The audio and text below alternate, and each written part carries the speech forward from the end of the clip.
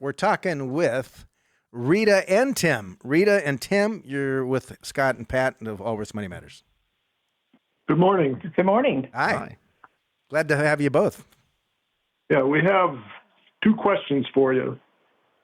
All right. The first is that we have a fairly good-sized nest egg in our HSAs, and Rita wants to leave the money in the accounts and grow it tax-free and take out a big lump sum later at a later date. And I want to take it out yearly to pay for Medicare, Part D, deductibles, meds. How old are you? 71. 69. Okay. And when you say big lump sum, everything's relative. Let me take a step back. My guess is that whichever path you take is not going to have any impact on your lifestyle the rest of your lives. Maybe I'm wrong, but so part of it is. Why? Because the fact that their HSA is so overfunded, it probably means the rest of it is overfunded. That would be my guess. Yeah. So tell us about your financial. You're 71 and 69. So how much is in the HSA? About $309,000. Okay. And what else do we have? We have $1.9 million in our brokerage account. We have Rita has $1.1 million in her IRA. I have $5 million.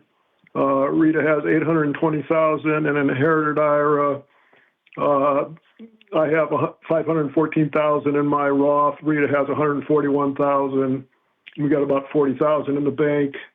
Our home's paid for in Indiana.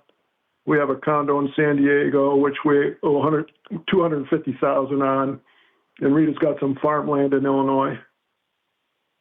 And have you guys been married for a long time, or is this a second marriage? No, we've been married for 45 years. So about $7 million in qualified money, both Roth and how many children do you guys have? 4. Are you gifting? It's 529. So that's our next question. Okay. And your estate today, should you die today, what happens to that? If you both get killed in an accident today, what happens to your assets? We have a trust, and it goes to our children, 25, 25, 25, Okay. 25. Okay. And tell us the idea behind not taking the money out and taking it out in a lump sum. So Rita advocates for taking it out in a lump sum at a later date, and you're advocating it actually using it to pay for medical expenses, correct?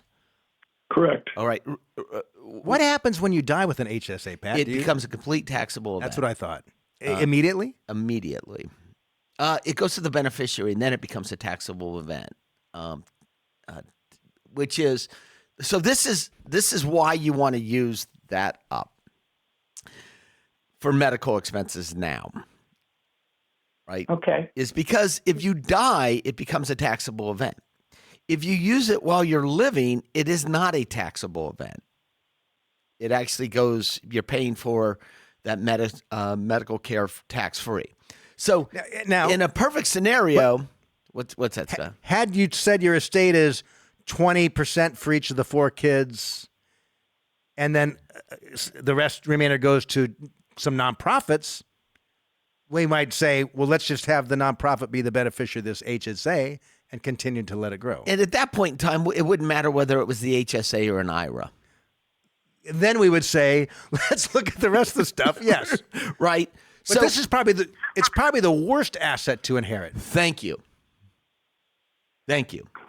Because at least an IRA, you can spread it out over 10 years. The taxable, you have to distribute it over 10 years. A beneficiary would. A non-spouse beneficiary would. So you want to use, in a perfect scenario, that HSA is completely used up by the day you die. And as it pains me to say this, Rita, Tim is right. We do have a charitable trust, though, so we can put... I guess you have me thinking about something else, and when you talk about it going to a charity, or can we send it to multiple charities? Yeah. Yes. So this is where it all starts getting a little complicated, right? Like sometimes something seems easy. It's funny. I read an article the other day about Roth conversions. And why you shouldn't do them? No, it basically said I don't even remember. It was some academics did the study, but it was everything was in a silo. Yeah. It's like that's the only thing they had in their life, and then what's the point? Like, I thought the article was a waste of time, and and Roth conversions oftentimes depend on what the tax the tax rate of the beneficiaries are. So tell us about the charitable trust. It's just a charitable trust through Vanguard. Okay, they're donor advised funds. They're donor advised funds. Yeah. Are you using correct. that money out of the donor advised funds to actually make gifts? Yes. You are. Okay. Yes. Because I've seen people stock donor advised funds full of money and not actually use it. And you could structure the donor advised funds. You can say, hey, Vanguard, I would like, when I die, if you allocated some portion of your estate to that, you could say, distribute this over the next 5 years to these charities, or the next 10 years to these charities. Or you could have a combination like that, and then you could say, I would like my 4 children or one of my children to decide how these dollars go to which nonprofits. It's almost like Right. I mean, I use a donor advised fund. Like setting up a family foundation, there is a few reasons to do it, but there's a gazillion reasons why you'd want to use a donor advised fund. Oh, a lot. Yeah. A lot. I mean, number one is I've sat on many a board. Simplicity. Number one is I've sat on many a board where we actually just search the local tax. We search because it's all public information to see who has money. Of then we course. go to them and ask Yeah. them for money for the anyone, charity. anyone in the community know this guy or this gal? Yeah, and then we go and ask them for money. So your HSA, you should start using it now. Well, Okay. Why? yeah, I would. 6971. What's the downside? What's the downside that they end up using some of the money for IRAs for medical care? There's no. It's such a rounding error. It's not even a rounding error. I mean, it's. But if an 100% I would tax probably- efficient. yeah. See, you want to use So that I'm HSA. 59, and have the same exact mindset you guys have had. Putting money, maximizing my HSA, investing in the agents, and literally this year, I'm starting to question like, at what point do I need to start spending these dollars and stop contributing? I'll contribute because of the tax, but at what point do I need to start spending these dollars because I don't want to accumulate a large amount and end up dying with it? And the HSA is invested in equities, I assume. It was until recently. I have a lot of mine in the money market now. Okay, perfect. That was my next recommendation is to start moving it away from. What's your family income? It's going to be somewhere around $250,000. We have a lot of ifs. You know, we get different money from farm trust, capital gains, dividends, and that varies quite a bit. And your IRAs, did you take a qualified distribution from it this year, or are you planning on it for charity? No. Just the required minimum distribution? I That'll did, be in a couple of years. I did $1,000 out of charity, but that's it. We've mainly been using the donor advised fund because it's much easier to dole the money out from that than it is to go in your. But depending on your charitable intent, like you've got the required minimum distributions coming up here shortly, and they're going to be quite substantial, right? Right. And you can take a distribution this year. Once you're 70 and a half, you can take up, it's what, like 108 or 108,000. 108,000. For 2025. I don't know what the number is. And for 2026. have it go to a nonprofit, a charity, up to that amount. Or multiple. Or multiple. And it doesn't flow through your tax return. So it doesn't hit those other items that could. So it is the most efficient way. Unfortunately, you can't move that to a donor advised fund. It has to go directly to the charity. Yeah, it's just been a lot more difficult to do 10 different checks through Vanguard than it has been to do the donor advised fund. Well, sure. But I got to tell you, so just part of our planning with my clients is this year. Can you get me a list of your charities for next year so that we can actually, and we do it. And whoever's got your IRA should be able to facilitate that. Before we go on, I'm just curious. Did you have a defined benefit pension plan at some point in time? Yes. You did. And so you were a doctor, a lawyer, self-employed in some or consultant in some form? Yeah, I'm a family physician, and I worked for a clinic that had 401k, and then we had a Top-heavy plan of sorts, however it was called, yeah. yes. Okay, thank you. Because I'm like, this had to be because to get this much money in, you had to have another mechanism rather than the 401k. All right, so Or work for the right company stock, just the right company. but much more likely that you've got a self Correct, yes. pension plan. So the answer to that is, and you want to consider Roth conversions too, depending upon the marginal income of your beneficiaries. Yeah, I finally gave up on that because it did the calculation, and it just didn't make sense to do it. What state's your primary residence? Indiana. Okay. I don't know what the tax rate. Whatever it is, it's lower than California. A ton lower. Yeah. Yeah, but you don't have as nice of weather. And where do your in kids live? Indiana as you do in San Diego. We're just They're going to all go with over. that. Yeah, we have kids in Indiana, Michigan, Iowa, and San Diego. Okay, that's the answer to that question. But I would revisit that. You know, I mean, you're still relatively young in the estate planning, right? but You're Scott, not 10 years older. That's or not the 15 theme. years older. That's not the theme. The theme is that in two circumstances, we asked Tim and Rita, have you considered this or to consider this? And in two circumstances, he said it's too much of a hassle. You said that about you did. You said it about the qualified charitable distributions, and then you said it about a Roth. Maybe it is. It is for you. It is for you. But it isn't for a firm that actually knows how to do all these things and tells you. And does it all for you. And they do it all for you. And here's a DocuSign, click, click, click, and it's done. Yeah. And you discuss the general guidelines of what you're trying to achieve, and the other firm puts it into place. But my Anyway. guess here, so it's funny, and you've consolidated probably as much as you can, right? But just the reality is you end up with these different accounts. You have a brokerage account, an IRA, a Roth IRA, and et cetera, et cetera. And you're probably looking at thinking, I don't want to complicate my investment life any more than this, and it would be great to try to simplify things as time goes on. That's what I would be thinking, right? Just because, to what end? Yeah. And so there are times when you're going to ask yourself, is this really worth it? Like, reality is you have more dollars than you're going to spend in your lifetime. There's a trade-off we all make with dollars. We decide to go out to dinner somewhere. Well, we take money that we've had, and now we don't have those dollars anymore. We exchange those dollars for some experience. And we can do that, have that same mindset, I think, even when it comes to how we allocate our dollars, our investment approach, and that sort of thing. So I don't always think, Pat, I think there's times when I would agree with people like, it's not worth the hassle. Like, you're going to add this one thing or this one other investment, one more K1 to deal with, one more capital call, like all those things. And sometimes it's just not worth it. You're looking at me like I'm crazy. Yeah, because what he said was easy for a firm to do. That's what he said. Yeah, all right, fair. You went to I was going on a different place. Yeah, he went to a low-cost firm. That's true. And was expecting. No, that's the reality. Look, I have a brokerage account at a major firm that is outside of our firm.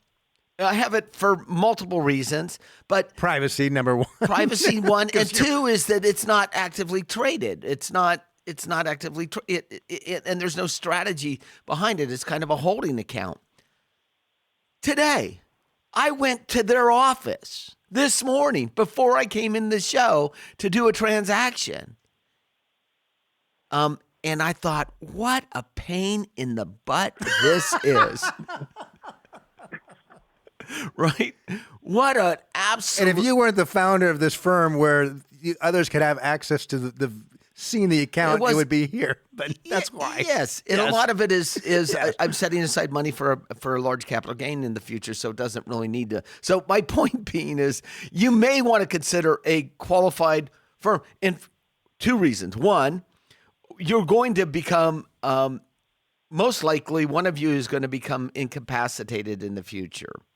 And the other is to move the money downstream. I met with a client and they're children last week so that we could do multi-generational wealth planning.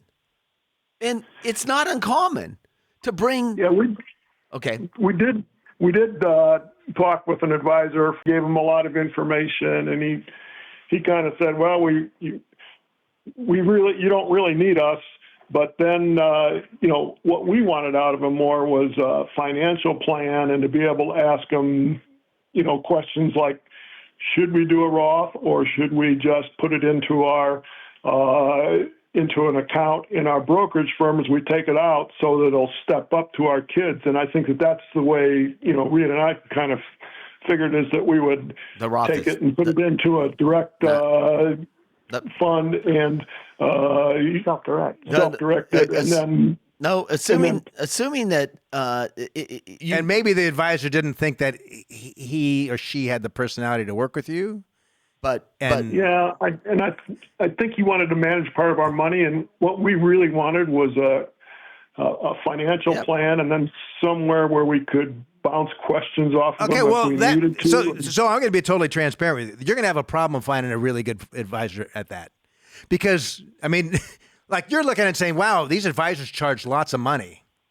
But you know what? That's what the best advisors charge lots of money. Yeah. So but I'm just you can find someone who will give you a low cost, hey, I'll charge you $300 an hour and you can call me with your questions, but you're not going to get a top advisor. That's just reality. So let's move on to that. So you had another question. You had earlier on said you had a question about 529 plans. You mentioned that briefly. Yeah, we have 529s for 7 grandchildren, and we would like a method taking inflation into account so that when they start college, we have about the same amount of money for each of them. Yep. That's pretty simple. And are you funding these lump sum, or are you funding them on an annual basis? We're monthly basis. And why are you not funding them lump sum? They didn't all come together, and we have one son that just got married.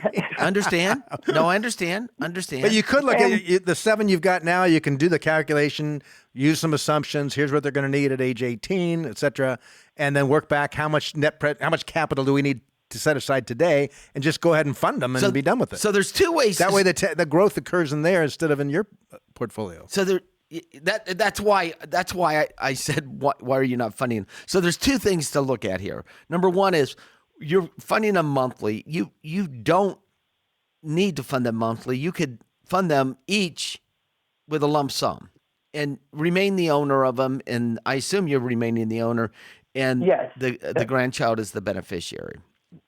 So if you were sitting in my office, I'd say, why don't you fund them each with $100,000? Or whatever the number is. Yes. That might be too much for some. We don't know. Whatever. How old they are. You run the numbers. Yeah, correct. No, but a brand new, a newly born child, you could fund them at $100,000, and then you could figure out, because you're looking for to make it fair, whatever that means, among the grandchildren. You could figure out what. If you put $100,000 here and the other child is or 5 maybe it's years, $50,000, whatever the number is. Yes, and the other child is 5 years older. This is what their account balance should be. So they need more dollars. So they need more dollars in order to get there. Does that make sense? Okay. Yeah, I think it does. Yeah, I would not do these on a monthly basis. I would just do them on at a minimum annually. But I would because they grow tax deferred. Right you now, want you've it got out of your and under the current rules, the fact that the beneficiary, as long as the account's been in place for 15 years, and the beneficiary has been the same, I believe. Don't quote me on this. I think for 5 years. These can be converted into a Roth IRA if they're not used for only a maximum of like $35,000 or something. To a maximum of 35. At the same level, a contribution to a Roth IRA would take place. But you can change the beneficiary anytime you want. So you have it all earmarked for these kids, right? But you can change that beneficiary at any time. Right. To another child. So if one it's the one area that I know where it's a completed gift, but you still have control over. Correct. Usually if it's to complete a gift, you lose all control. And this, you still have control. That's right. Okay. All right. There's a lot we talked about today. There is a ton. Yeah. There's a Hopefully it was ton. helpful. That was a ton of information. But Yeah. look, and I would encourage you to I assume you're spending everything you want. When you fly from Indianapolis to San Diego, do you fly first class? We drive. Okay. Nice. Good. When you fly, do you fly first class? Well, once we have. Okay. We listened to you, so we finally bought a first class ticket. Yes, but we only bid up on it when they came up for the bidding part. So Okay. I don't That's know why what they to- have the money, I Pat. understand, but That is Scott, why they have the money. But they've increased their lifestyle since they. There's no way you can spend all this money in your lifestyle. That's right. In your lifetime. That's right. That's right. They don't have the ability to. But I would encourage you to fly first class. You know why? When your beneficiaries get that money, they probably will. Right? I All mean, right. you worked. Think about it. When you entered medical school, you guys were poor as church mice. My guess, Yeah. right? Poor. Poor. So, you've changed your habits since there. You never imagined you'd own a house in San Diego, I guess. When you started your practice, my guess was you never imagined I would have a second home in San Diego, right? No. So you are capable of changing some of your habits, right? And if it makes you happy to fly first class or eat in a nicer restaurant or stay in a nicer room, the things that you consume, you have the permission. You should give yourself the permission to do that. That's the reality. And it's Rita can change her habits. I'm always going to live like a resident. okay. All right. Wish you guys Oh, well. Take care.